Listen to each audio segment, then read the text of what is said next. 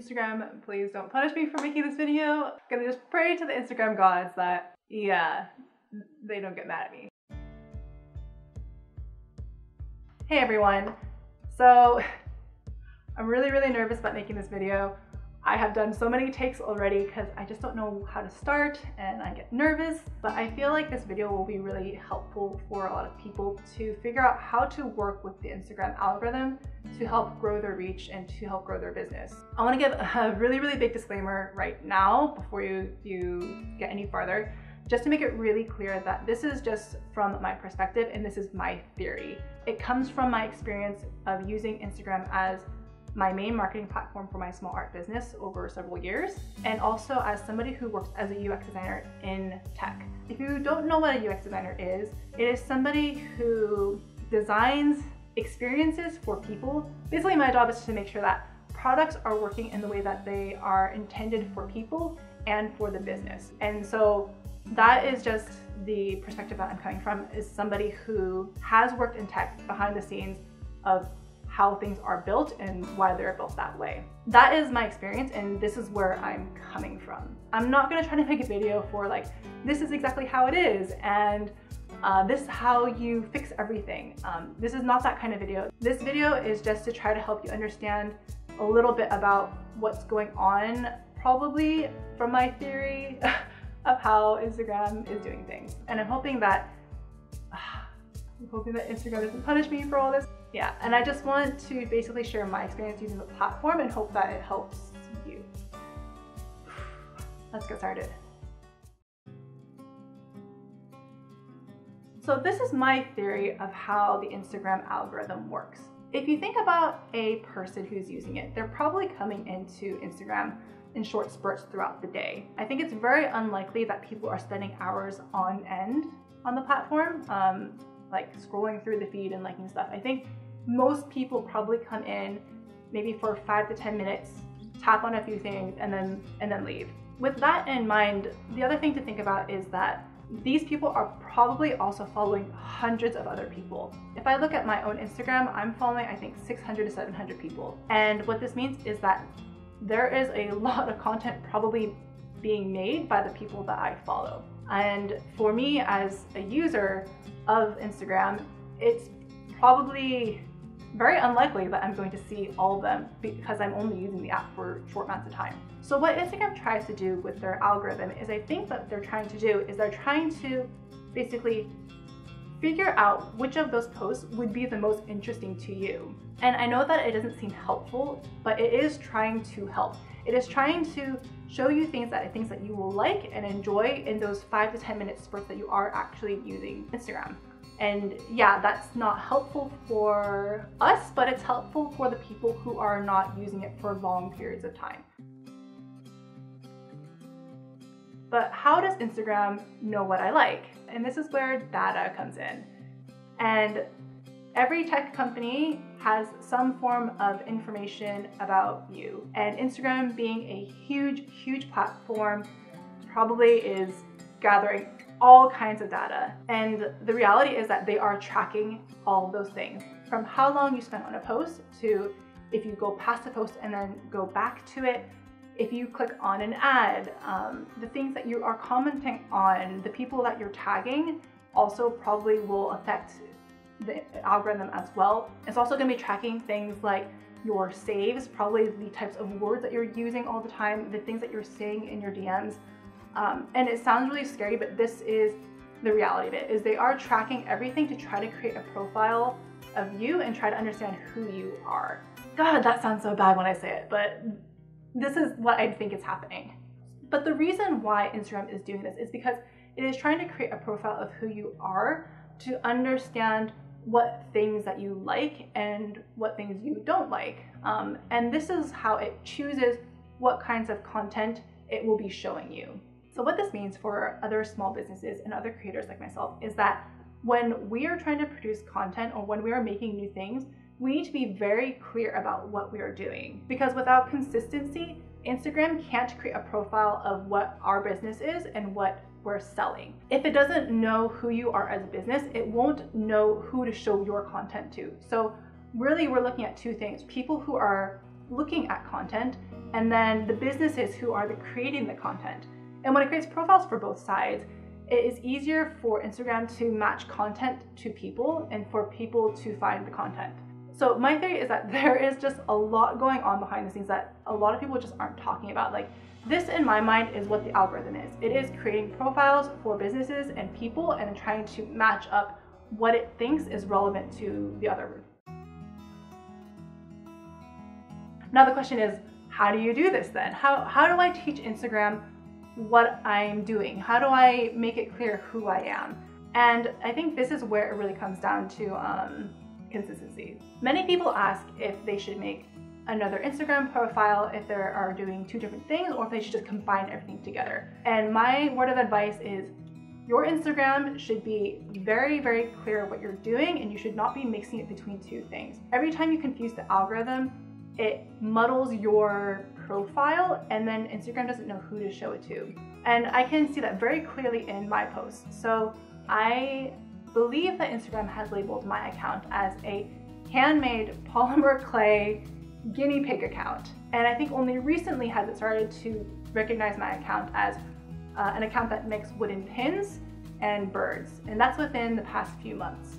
Now, this becomes very clear that this is what Instagram thinks my profile is, because when I started to post things like stationery or stickers, I can see very clearly that the engagement and the reach is super, super low. Because it is not my area and it is not my audience, Instagram doesn't know who to show it to.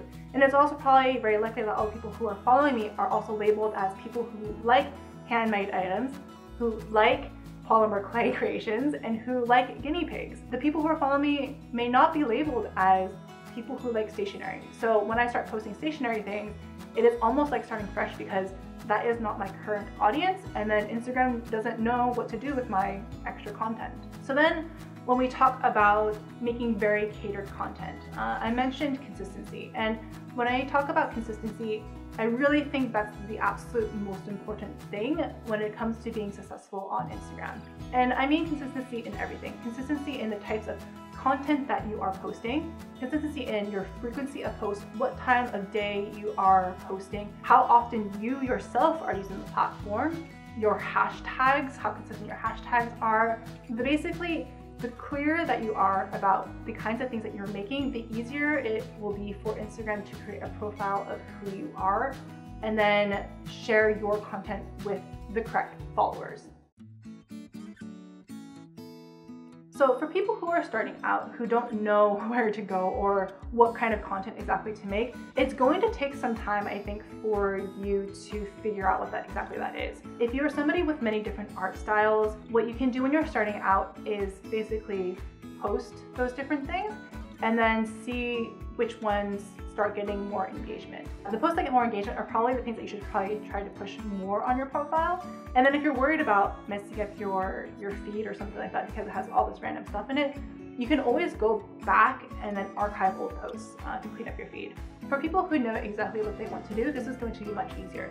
If you're somebody who just makes guinea pig items, it'll be really easy for Instagram to recognize your account as just guinea pig items. And then the important thing here is then being consistent, that you don't suddenly start making horses or something like that, because that is what's going to throw the Instagram algorithm off.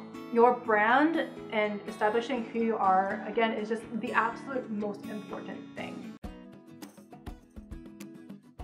So in addition to being consistent, you also have to show Instagram that your content is of quality and that people like it. And honestly, you need to take the extra step to really show this. It will be things just like taking good photos and editing them to make them pretty. I know that it doesn't sound ideal or authentic to some people to be editing your photos, but the reality is that Instagram is a visual platform and your stuff needs to look nice for people to care about it. And this is where also making a pretty Instagram feed is really important. I know that I was really against catering my Instagram feed at first as well, but again, Instagram is all about the looks. It is a visual platform where you post photos of things and people go on there to look at pretty things. So your feed, your Instagram profile page does need to look nice, and you need to put in the extra effort to make it look nice. There are websites where you can kind of plan out your feed ahead of time to make sure it looks pretty.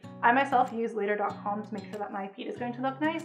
And I know some people might think that this is a lot of work, but the truth in reality is that Instagram is a lot of work. And I really believe that the amount of effort that you put into your content, your posts, and into the platform is directly related to how successful you will be. Alongside your feed are, of course, like the individual posts, right? I've read this somewhere before, and I actually really do agree with this. The longer that people are on your content, the more likely Instagram is going to think that your content is good because you're driving engagement. People are spending time looking at whatever you created, right? So some ways to get people to stay on your content longer are to do things like carousels. So having multiple photos, doing videos are really, really good for driving engagement. Oh, making good descriptions where people can engage with your post. So if you post something that's like, hey, I made a guinea pig pen, and that's all you say, there's no way for people to respond to that other than, oh, that's cute. You could instead talk a bit about the process of creating the thing that you made, or even just end it on a question is a really, really easy way to get people to engage with your post. Another trick I have heard of, and I don't really do this that often, is also to make your photos portrait mode, because what ends up happening is that when people scroll through their feed, your image appears a little bit longer on the feed because it's tall. I've heard that as a trick, and I think it probably does work. I don't really do it that often, but I don't know, try it. But yeah, I would say like in general, just making good quality content where you also vary it up so that it is interesting for people and engaging is really important. In terms of your quality photos, if you don't have Photoshop or if you don't have an editing software, one I would recommend is Snapseed. Snapseed is a free photo editing app on your phone created by Google. And I have used it before myself, and I think it is a wonderful app for anybody who is trying to find ways to edit without breaking the bank by subscribing to an Adobe Suite. So with all of that in mind though, of all these things that you're doing, you have to really remember one super important thing, is it's going to take time for you to establish who you are and for you to grow. And when I'm coming back to that consistency thing, you need to be consistently posting all the time. At least in my experience, Instagram is not an exponential growth platform. I thought that once I hit a certain number of followers that I would just see my following exponentially grow. But the reality is that it has been incredibly linear, and it relates directly to how often I post. This month I have been a little bit lazy because I took a break and I was tired. It's clear that in November it has not grown that much. And my wonderful friend made this chart for me, and it is actual data of my follower growth from, I think it was April. And you can see that the trajectory is linear. It hasn't suddenly started to go up. And maybe this does happen when you reach maybe like 100,000 followers or something like that. But my following has been directly related to just my consistency. Unfortunately, like it hasn't exponentially gone up. It is a wonderful platform, but it is a very hard platform to be on because you need to be on there all the time. If you just look at the name Instagram, it indicates instant. The things that are coming up are instant. And once your instant thing is gone, it is gone. And there are millions of people using Instagram, which means there are tens of thousands of posts going out every single day.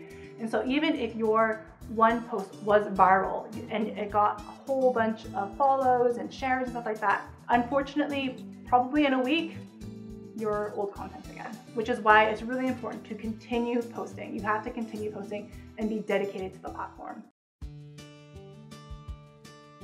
So I kind of just want to wrap up and talk about just metrics on Instagram. If you are a business or a creator and you don't already have a business account or a creator profile on Instagram, you need to do that right away, because what you get is a whole bunch of insights about how people are engaging with your content, how many people are being reached, the number of impressions that you're getting.